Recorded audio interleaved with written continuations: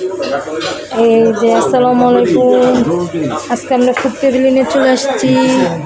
জায়ান সহ আমরা, ভাইয়া সহ আমরা সবাই একরকম, জায়ানের আব্বু অন্যরকম। উনি সবসময় আলাদা, ওনার পছন্দ অন্যরকম আর আমাদের সবার পছন্দ একরকম।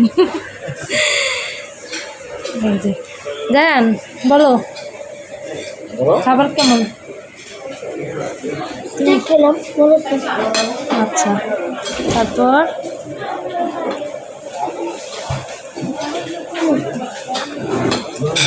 চাপ বলতেছিল, চাপ নাই, চাপ কবে ভাই চাপ না লেখা ছিল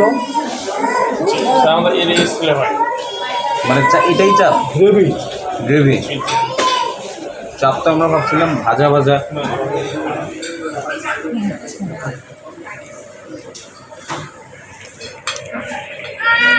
চিকেন চাপ, গ্রেভি চিকেন চাপ ফার্স্ট খাচ্ছি লাইফে, সাথে লুচি